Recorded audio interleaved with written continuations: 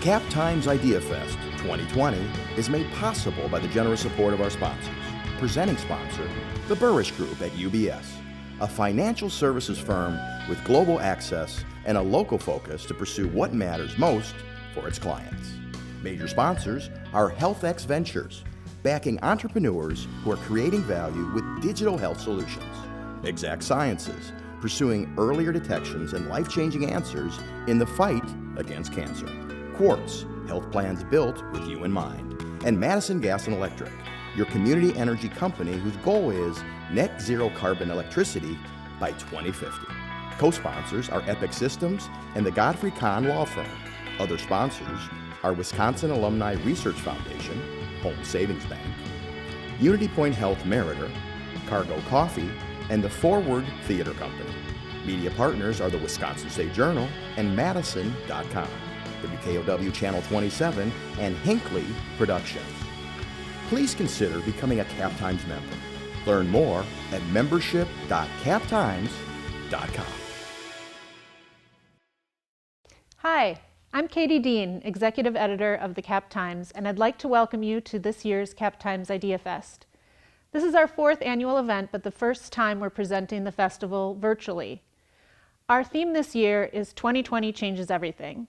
With the COVID-19 pandemic, its effect on the health, education, and economic well-being of our community, as well as the calls for change from the Black Lives Matter movement, there's a lot to talk about. This year's lineup is our best yet. We believe Idea Fest has grown into a signature event on the Madison calendar. It is also an important showcase for the Cap Times, our locally owned and century-old news publication. If you're not already, we hope you'll consider becoming a Cap Times member. As a member, you'll have access to special Idea Fest programs, plus benefits throughout the year. You'll also be supporting an independent and trustworthy local media source at a critical time. Find the details online at membership.captimes.com. I'd like to thank the Burrish Group at UBS, which is the presenting sponsor of Idea Fest and has been with us since the start, as well as our numerous other sponsors. So please, enjoy this session of Idea Fest. Thank you and welcome. Good evening. I'm John Nichols, and I welcome you to the Capital Times Ideas Fest for what I hope will be a remarkable conversation over the next roughly an hour. I'll be talking with Congresswoman Ilhan Omar, the Democratic representative from the state of Minnesota. She is one of the first two Muslim women elected to the United States Congress. She is a refugee and an immigrant. She is a member of the legendary Squad with Alexandria Ocasio-Cortez, Rashida Tlaib, and Ayanna Pressley. She is a leading voice on foreign policy in our Congress as well as domestic policy.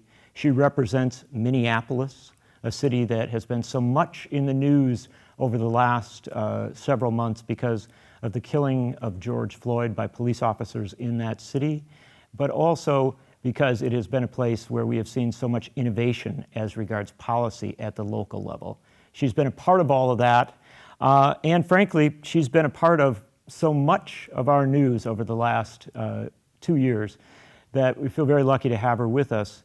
We'll talk tonight a little bit about her own story, and we will talk about her idealism, her faith in what she refers to as a politics of radical love, and applying that to domestic and foreign policy.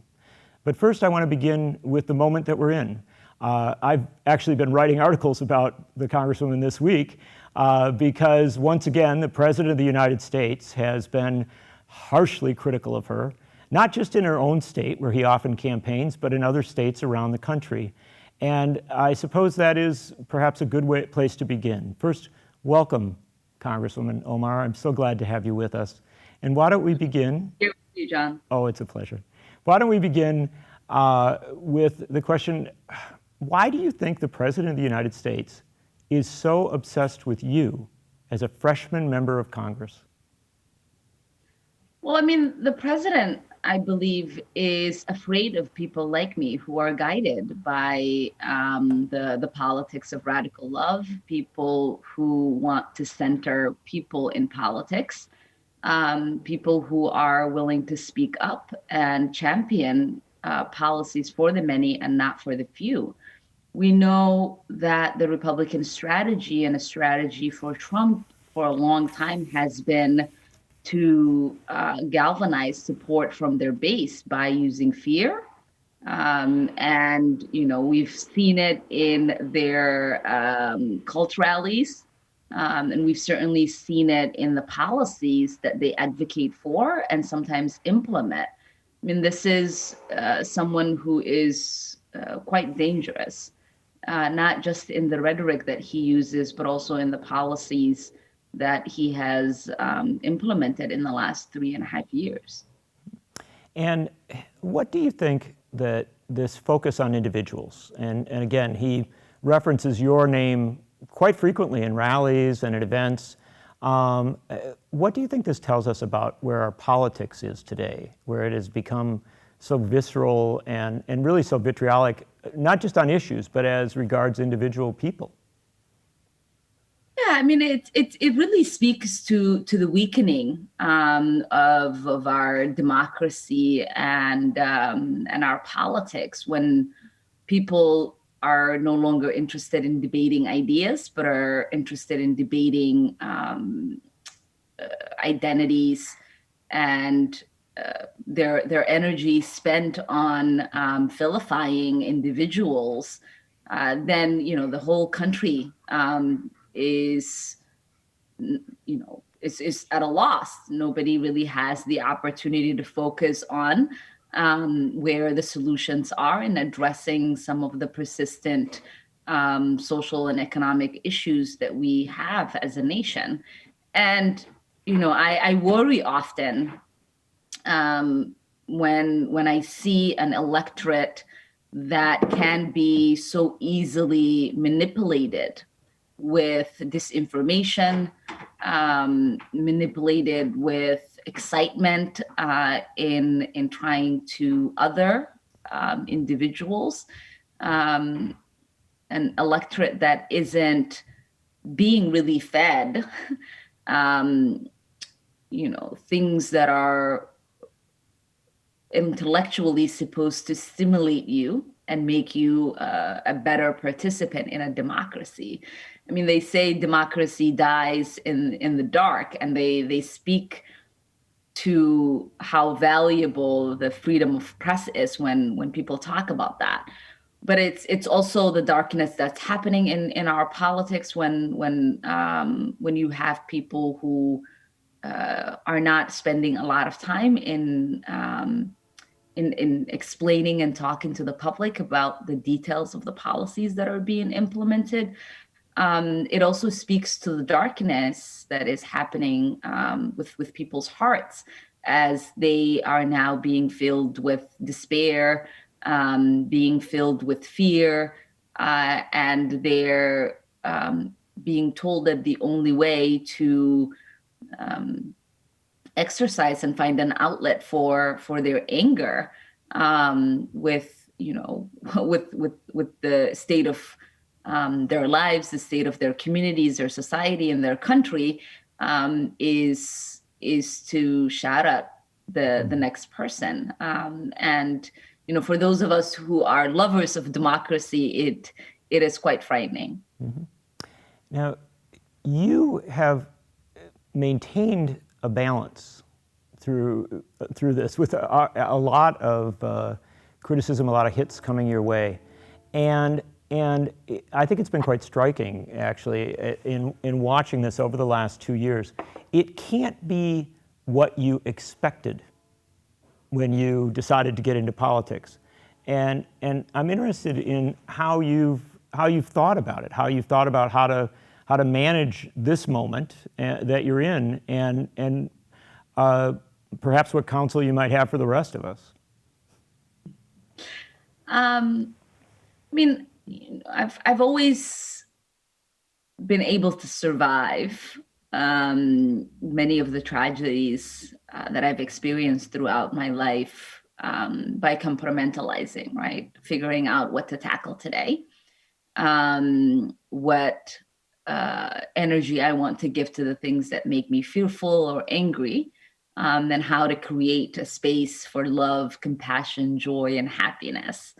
And I will tell you this. I never wanted to run for office. I was actually, interestingly, for someone who talks about how she's not fearful, I was very fearful about the prospect of running for office. I made a short list of all the reasons why I shouldn't run.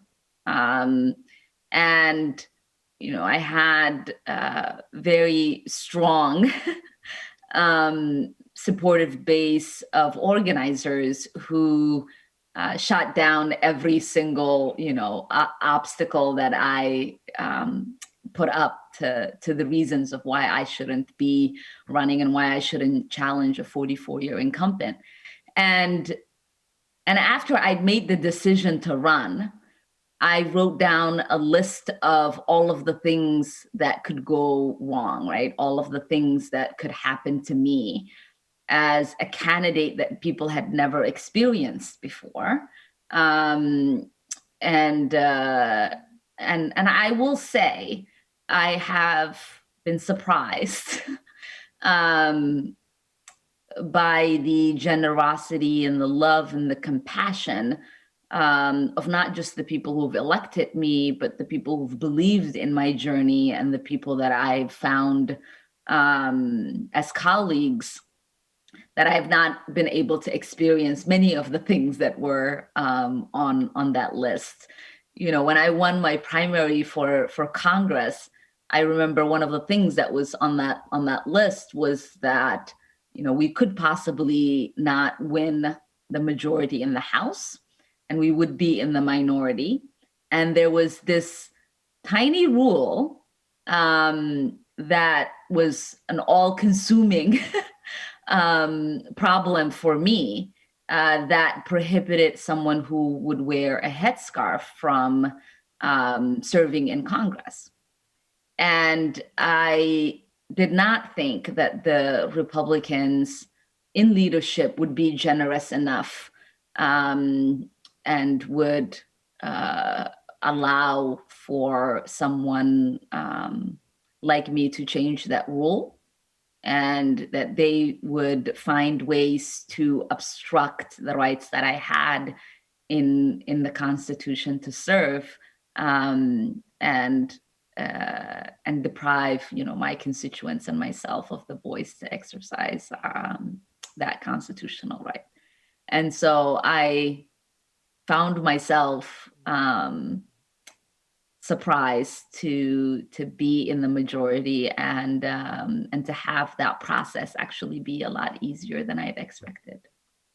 The story you tell reminds us that even before you entered Congress, you changed the rules of Congress. You ended a rule that had existed from the founding of the country that did bar people from wearing head coverings while in Congress. 81-year-old rule. Yes, and it's striking that today we have to think about those things. That we are in a moment, and it's both daunting because all of these old rules, but it's also exciting because we are finally making a Congress that looks more like the American people. And by the nature of it, these questions will arise. And you've come into this Congress, obviously having to hit the ground running with so many challenges and so many issues arising, but also as somebody who has some role in teaching America about itself, I think. And that is teaching us about who can be a member of Congress and what our Congress can and should look like. And you've done that, I think, in a way that is rooted in your own experience, because you told me once, some years ago, that you've always been political, that you've always thought about politics. So even though you say you were a little frightened about making the run, you've been thinking about how politics works since you were a child. Tell us a little about that. Yeah, I mean, I grew up, very different than I would say most young kids in the United States are growing up. Maybe not right now because everybody is watching the news and everybody is on social media. But I grew up in a family that were consumers of news, and very keen on to explaining to us what existed in the political framework for us, what was possible, where those possibilities existed around the world, and the different struggles that people have gone through to achieve progress.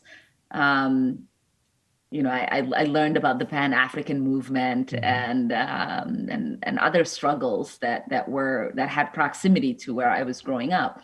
And when we came to the United States, my grandfather and father, who really loved the idea of participating in democracy, but never really had the opportunity to, were very excited about that now being afforded to them.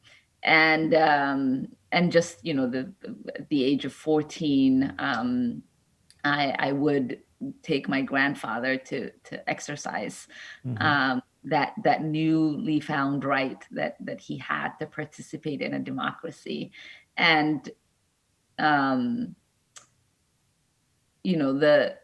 caucus process in Minnesota, which I helped him participate in, it's got its own flaws, but it does ignite a certain interest in politics, a certain interest in our democracy, and it sort of demystifies who can have a seat at the table and what the process should be for participating in our democracy.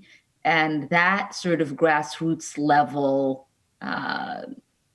really has stayed with me and instilled a very huge devotion to what can be possible when we have people fully participating in our democracy, what can be possible when people understand what a representative democracy is really supposed to represent, and what is possible when people are actually informed how their daily lives are challenged by policies that are being created by policymakers that they have either actively elected or inactively elected. And you came to America by a very circuitous route, born in Mogadishu, fleeing the country of your birth, living in a refugee camp in Kenya, and then coming to the US, and after a couple stops, ending up in the Twin Cities, where we have this vibrant Somali American community and a broader community of immigrants and in refugees. And there were many difficulties with that, but there was also, that's a community that got very engaged politically very quickly. I remember a mutual hero, Paul Wellstone, who when I would go and interview him in St. Paul, he was always going to Somali American events and to Yemeni American events I'm interested in that entry into politics, because I think for many people who are new to the United States, there are a lot of barriers to getting in. You found ways in at 14 and via your family. Can we do more as a country to make it easier and more welcoming for new immigrants and for refugees to engage in our politics? We certainly can, and there are, states like Minnesota that have done an exceptional job. And, when I moved to Minnesota in the late 90s, Minnesota wasn't the Somali hub as it is now, right? Many of the Somali immigrants who now live in Minnesota at the time were living in places like San Diego, and they were living in Virginia and other parts of the country. And we eventually all, we're nomads. And so somebody goes and tells you like there's this great place. It is cold, but the people have warm hearts. There are educational opportunities, and great jobs to be found at factories. And matter of fact, when we first moved to Minnesota, majority of Somalis at the time were not living in the Twin Cities. They were living in, places like Marshall, Minnesota, Sure. and Cato, Minnesota, and Wilmer. These were places where people can work in meat factories and have a decent job, even though they didn't have, even though they had language barriers, they could make a living wage, and sustain themselves and their family in ways that they couldn't in places like San Diego or Arlington, Virginia. And I think because people came knowing that that there was a welcoming community, their, I would say, interest in being a participant of that community was evident in almost the participation we had in every aspect of society. People were very much eager to start businesses. People were very much eager to be participants in the education system, whether they were getting their teachers' licenses, or signing up to help that way. And naturally, for people who have been deprived of political representation, of political participation, we were also eager to understand what could be possible in that aspect of society as well. And there were, I think it's different now. There are more younger Somali Minnesotans than there were back then. But a lot of the elders were very much interested in expediting that participation for themselves, and were very interested in having the guidance of young people, which traditionally doesn't really happen, right? It's the elders that guide the youth. But in this, there was a beautiful partnership between the elders and the youth, where we had the language skills, and we had the ability to navigate the system, but they had the knowledge of what the system could produce. And it's allowed really for us to go from a time where, when I took my grandfather, he was the only Somali person at that caucuses, to now that very precinct being almost exclusively Somali participants.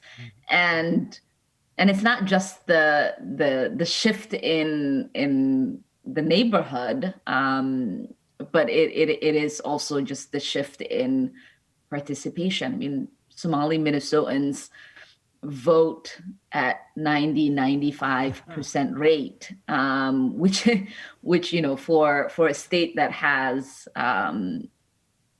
at most maybe 65% participation, is very exceptionally high. It's epic.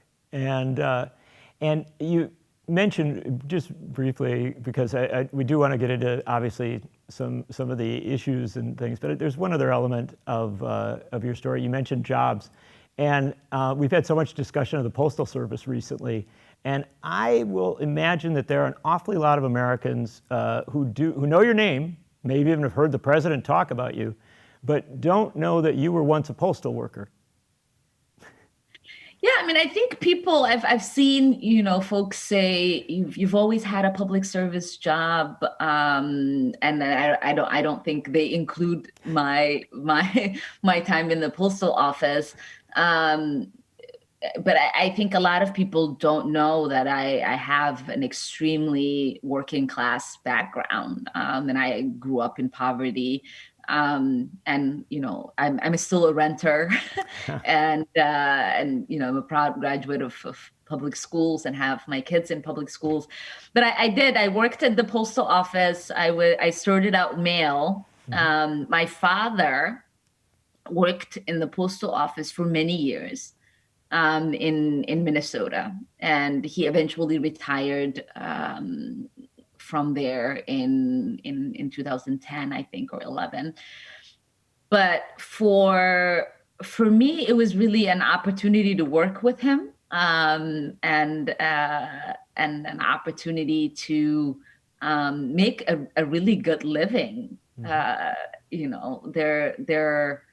is there are amazing people who work our postal offices, and it is one of the most essential services that the government provides, and one that needs to continue. It's been under attack of late at many levels. It has. It's something that should not be politicized, but unfortunately, everything is being politicized, even our democracy right now. So much so. And you mentioned your father. Your father passed away not long ago, and if I am correct, as a result of COVID. And so this national crisis, this national emergency that we are in as regards a pandemic, is for you exceptionally personal, and one that you've been very, very focused on, as well as the unemployment that extends from it. Tell me about the difficult moment we are in as a country, where we seem to have a president who is unwilling to take seriously a crisis that has cost you and others members of your family. Yeah. And I recently heard him say something to the effect of it doesn't really impact anyone. And, it's impacted me. And I lost my father to complications of COVID-19. And it's impacted over 200,000 Americans, many of whom died suddenly, many of whom died alone. And that was the most torturous, to be honest, aspect of the whole thing. My father got diagnosed 2 days after George Floyd was murdered, and he passed away 20 days after George Floyd's murder. And so as our city was experiencing one of the most heartbreaking,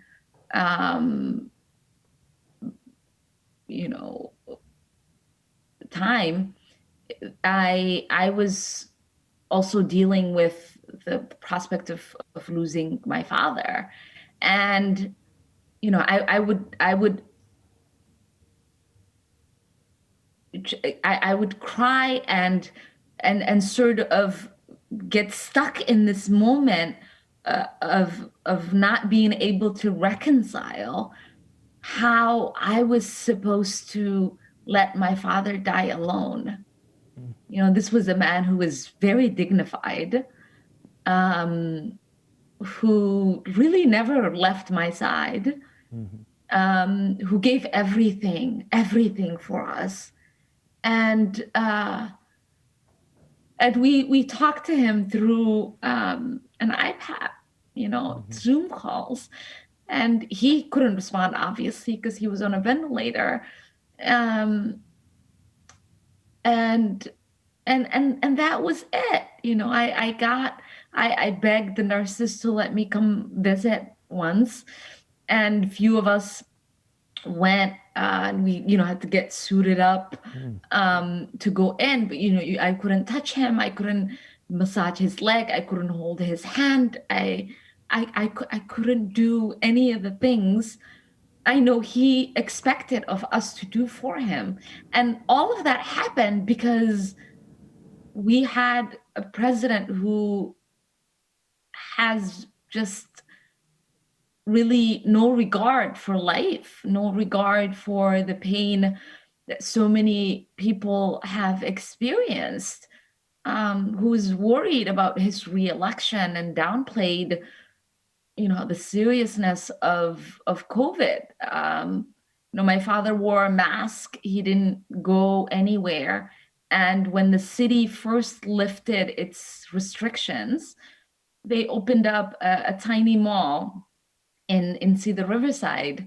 And he told me, he was like, I just went, and I remember saying, why would you go to the mall? And he said, well, they let them open. I just wanted to see how many of the stores would open. And he said, well, it was strange. There were people who were coming in and out who didn't have a mask. And I think back to these people who are complaining about being forced to wear a mask, and these people who are complaining about opening up, who don't recognize that when a life is lost because of that, there is no discomfort that we are going to talk about, right? It's just pain that you can't get past. And so it is really devastating, to live in a country like the United States that's now being led by somebody who doesn't understand the responsibility of what it means to be a president, the responsibility of what it means to lead a nation, the responsibility of what it means to care for every single person, not a blue state, not a red state, but every single person that you took an oath to serve. Let's take a brief break, and we'll be back in just a moment with the Ideas Fest. Cap Times Idea Fest 2020 is made possible by the generous support of our sponsors. Presenting sponsor, the Burrish Group at UBS, a financial services firm with global access and a local focus to pursue what matters most for its clients. Major sponsors are HealthX Ventures, backing entrepreneurs who are creating value with digital health solutions. Exact Sciences, pursuing earlier detections and life-changing answers in the fight against cancer. Quartz, health plans built with you in mind. And Madison Gas and Electric, your community energy company whose goal is net zero carbon electricity by 2050. Co-sponsors are Epic Systems and the Godfrey Kahn Law Firm. Other sponsors are Wisconsin Alumni Research Foundation, Home Savings Bank, Unity Point Health Meritor, Cargo Coffee, and the Forward Theater Company.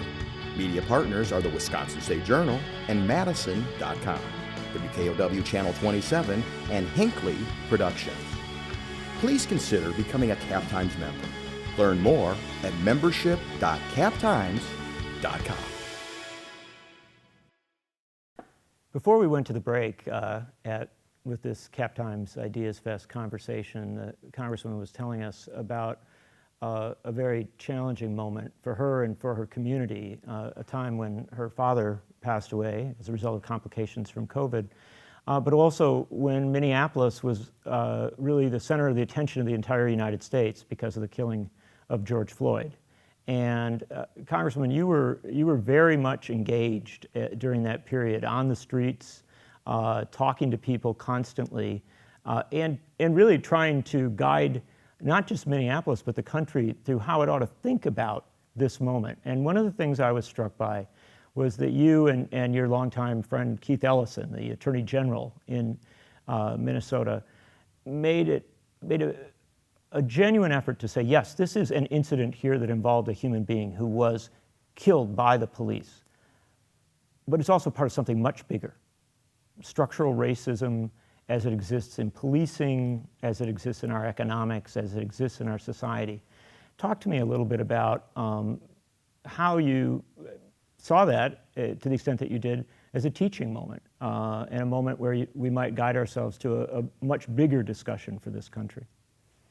Yeah. One, I want to start off by saying, how blessed I feel to be serving Minnesota, and knowing that we have an attorney general like Keith Ellison. I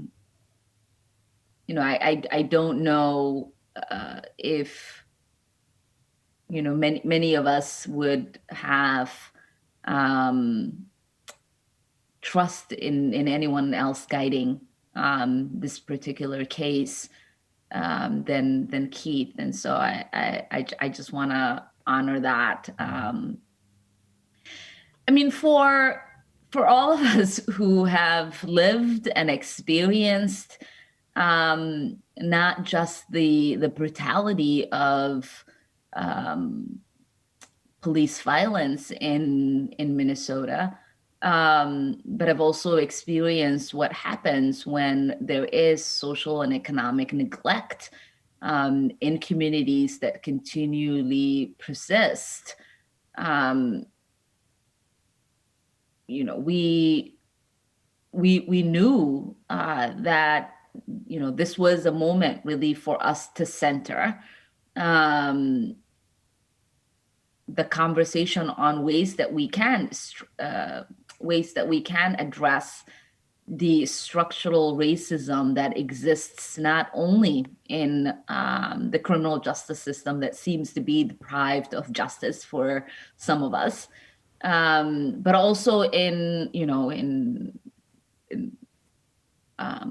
housing, in healthcare, in education, educational investment, and even the ideals of what it means to live in a safe and secure society.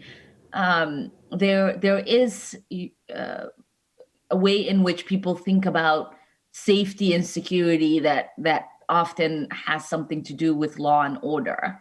But safety and security for many of us is about being safely housed. It's about being safely educated. It's about having proper investment in your community's well-being.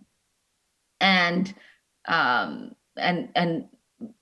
as the city was dealing with the reckoning of police brutality and what accountability should look like, when you watch police officers murder someone for 8 minutes and 46 seconds, we wanted to convene people and center the voices of those who have not only been the receiving end of that brutality and that neglect, but also who have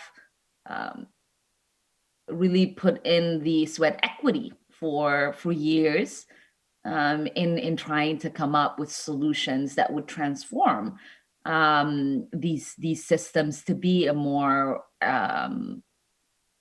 equal and just. And one of the first things, I think the Thursday following his murder, 1 week after that Thursday, we held the first listening session for elected officials in Minneapolis with community organizers, clergy, activists, people who are freedom dreamers in the Black community, and held that space so that people can finally have the ear of the electeds,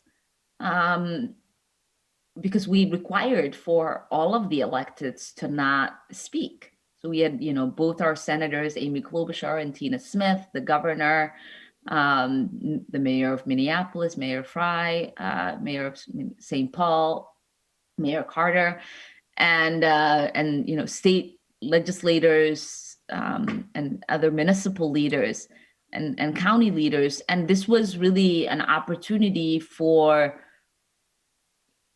people to speak to what they saw, for the injustices to be and to look like, and what they saw the solutions could be and what they could look like. And Minneapolis is going through its own transformation right now. Our state is going through a transformation. These are all being blocked by efforts that the Republicans are engaged in a state and municipal level.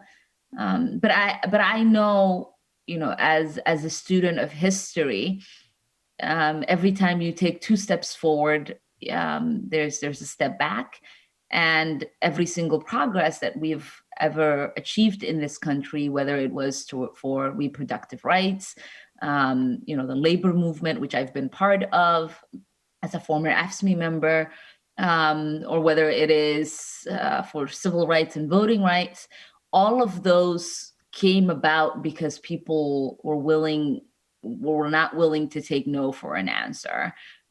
People were willing to mobilize for actual change, transformative change that could be felt in their communities. And we now have that moment existing yet again.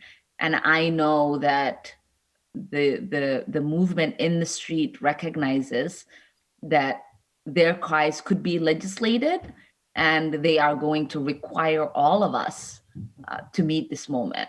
And that's not only, federally elected people. They're going to have that requirement of people in municipalities, in states, and even, in the White House once we are past this election. And Minnesota state a lot like Wisconsin, where many of the same challenges, many of the same political challenges, and indeed, Minnesota, the case of George Floyd, Wisconsin, the case of Jacob Blake in Kenosha. And so we obviously see these fundamental issues. And fortunately, Jacob is still alive. It is indeed fortunate, and indeed hopeful that there can be change. But all of this has come against the backdrop of an election, a national election, also state and local elections. And so when you speak about demands for change can have legislative solutions, we are at this critical juncture where all of the issues have been put so clearly in front of us. A pandemic with an insufficient response, mass unemployment with an insufficient response, a 400-year-long struggle for racial justice and still insufficient response, climate crisis, endless wars. And on November 3rd, there will be an election. Rather than parsing the details of that election, let's imagine that that election is successfully pulled off, which the president has, in some of his recent statements, made concerning. But let's imagine that it is, and Democrats, your party, comes to power in January of 2020. There is so much that needs to be done. How do you think about that? And how do you think about how to harness the energy that we see in the streets and make it a part of our governance, not in some distant time, but perhaps in a matter of months? Yeah, I mean, you lay out, right, all of the ills of our nation in this moment, and how there is an insufficient response from the current administration. And it's not too far-fetched to think that that should result in termination of the current the current president, right? His job should be terminated if all of those failures are part of the job review. But we secure that election by electing the upcoming president with great momentum, and we sustain that momentum. As Alex said the other day, we don't go to brunch after the election, because there's a lot of work to do, and she is right. We have an opportunity to show up, be counted, and then, have our voices be heard after the election results are in, by demanding real change to take place in this country. And I've seen that happen, right, where there is a mass movement, not just for you know for social change, but mass movement for social change that includes mass movement in electing people who are going to be responsive to that mass movement. And I've seen that in my own municipality. I've seen that in my own state.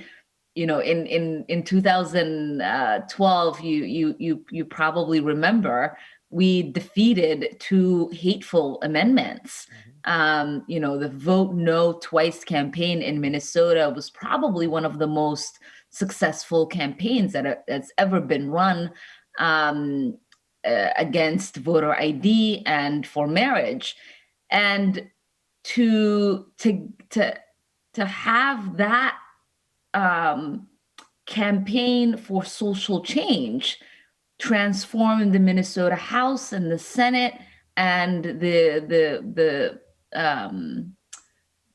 governor's seat, allowed really for love to be love in Minnesota, and allowed for Minnesota to be the first state in the union to do that, right, and lead the charge.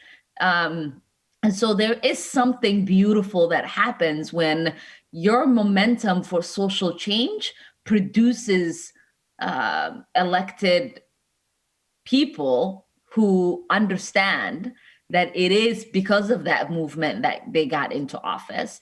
And now they work in trying to address the issues that these communities are talking about, and address them with policy solutions that are cohesive and comprehensive. And I believe we can and should do that. I know, as someone who votes, who loves our democracy, who understands just how much of an honor it is to be able to vote. I get that there are people who, I don't want to say take that for granted, but people who are disillusioned with it all. And I want for them to recognize that we can't get all of the changes we want to have if we don't have a starting place. Mm-hmm. And right now, with our country being run by a fascist dictator wannabe tyrant who is really putting the lives of immigrants and Muslims and Black people and women in danger every single day with his hateful policies and rhetoric, we have to do the work of moving that out of the way, right? We have to make sure that he not only loses, as Bernie says, but he loses bigly. We have to make sure that this is a completely embarrassing election for him. And we have to elect people down the ballot with the new administration that are going to be responsive in Congress, people that are going to be responsive in state legislatures, and people that are going to be responsive in municipalities. Because the work that we have to do is so cumbersome. It is so daunting. It feels like moving a mountain. And we can't engage in any of that work unless we give ourselves the opportunity to do so, and that opportunity can only be presented to us if this tyrant is no longer in office. When this tyrant is no longer in office. And when you were speaking there, you spoke about that remarkable 2012 campaign in Minnesota, where referendums to limit voting rights and a referendum on marriage equality were both on the ballot. And what was remarkable about that campaign, which Keith Ellison was involved with, you were involved with, Mark Ritchie, so many remarkable people up there, it was a very intersectional campaign, right? That people figured out the way to win was linking movements, not going on your own track. And it strikes me that that's a reality that if indeed you and others are in a position to govern in 2021, to really govern and make change, that there has to be an intersectionality. And I mean, for us as organizers, we always work in solidarity with one another, right? Like, because we understand that there is power in the collective. And not only were movements connected in that campaign, we called it the Vote No Twice campaign. The idea was that the campaign would be based on relational organizing, and you had the opportunity to put a script together as an individual, to have a conversation with your family members, with your neighbors, about what was at stake and what this vote meant to you. And for many of us, the conversation could be about, a friend that you had, that you wanted to have the happiness that you had in living your full life.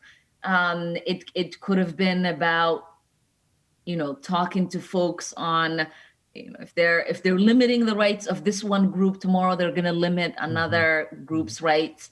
It could have been about, how altering the constitution, the state constitution in Minnesota, would forever limit, right, our ability to advance any progress.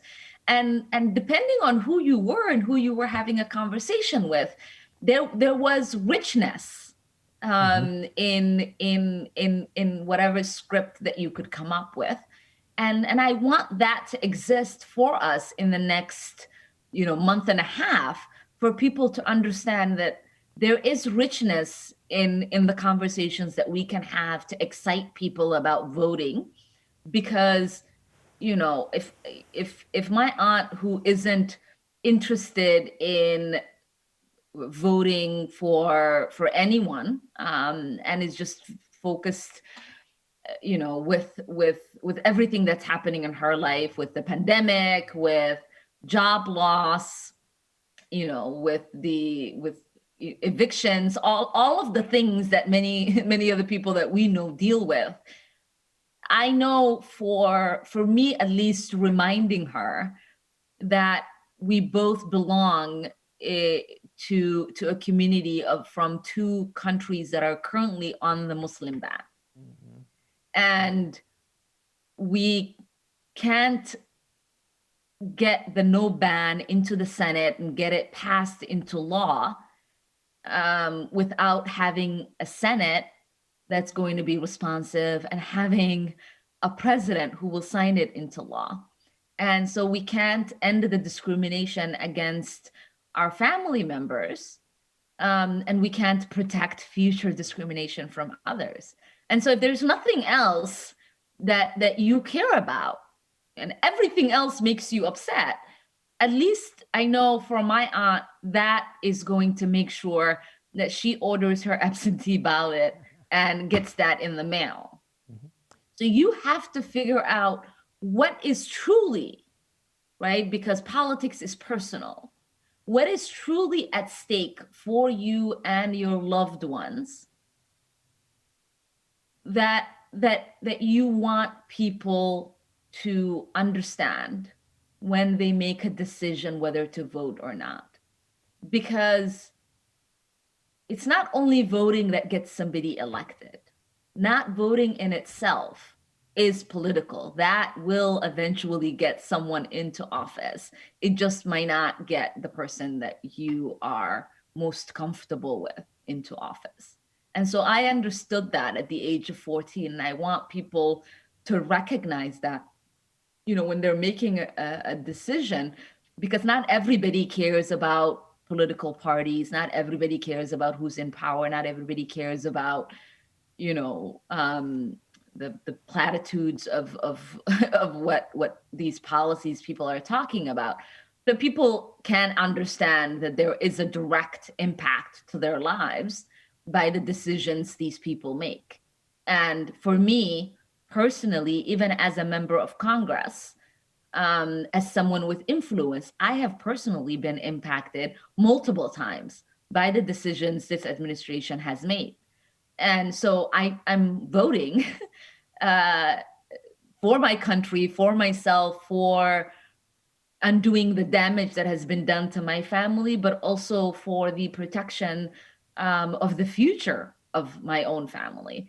And so if you can't think holistically about what it means for everyone else, if you can't think about what it means for our movement, because it means a great deal, I want you to think about it in a very personal way. If reproductive rights being on the ballot is the thing that makes you get up and go and vote, then please do, right? Whatever it is that personalizes this moment for you in understanding that this man can no longer be our president. We have already endured too much. And like that's all I am interested in, and that's the conversations that I continue to have with people. We only have a few more minutes, and you've actually taken us right where I especially wanted people to hear you, because in many ways, what your answer there outlined the politics of radical love, the notion of treating people as human beings and speaking to them not from where you're at necessarily, but where they're at, and finding their needs. You've used this term, and the first time that you mentioned it, I thought it was electric and wonderful, but I knew immediately as somebody who covers politics that when somebody starts talking about radical love, there will be cynics who say, well, what does that have to do with politics? And you have really militantly defended the idea that radical love has to be at the center of our politics. So talk to us about that.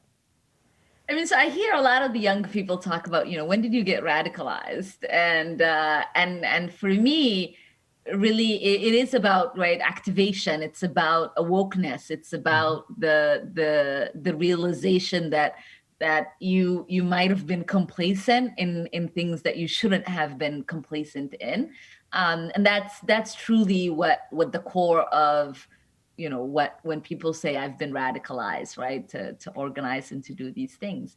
And for me, it's the understanding that to be moved by radical love is to be moved by love for yourself, your personhood, your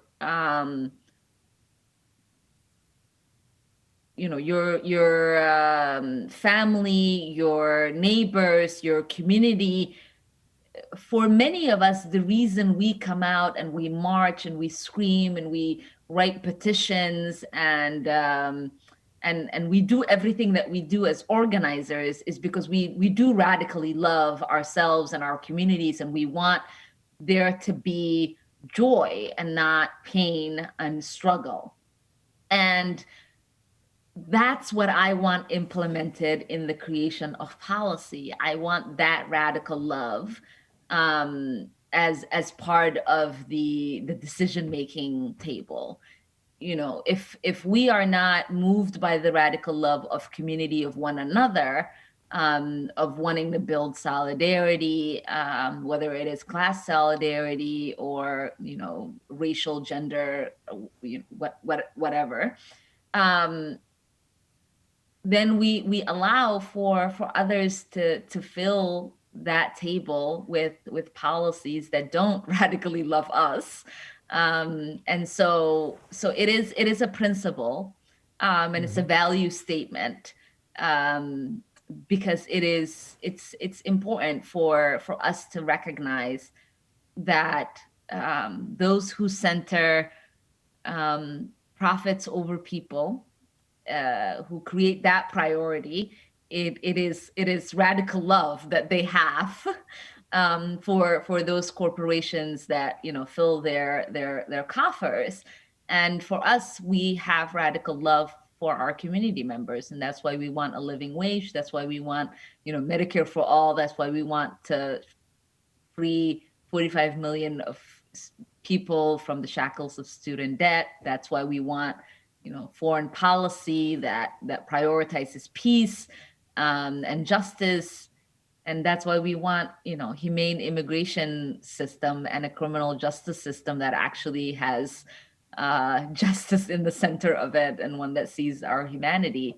And so for me, I don't get exhausted as an organizer or as someone in politics, because I know that that there is a space where my joy is centered in everything that I'm doing, because it is joyful to represent people that you love and a country that's giving you everything, and to work towards creating progress for it. You're a hopeful person. Can we have a governance of radical love? We talk about a politics of radical love. Can we take that next step and actually have a governance that is grounded in that?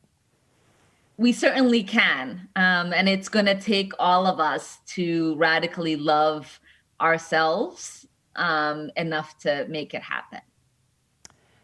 Congresswoman Ilhan Omar, thank you so very much for joining us at the Capital Times Ideas Fest. It's been such a pleasure to talk with you.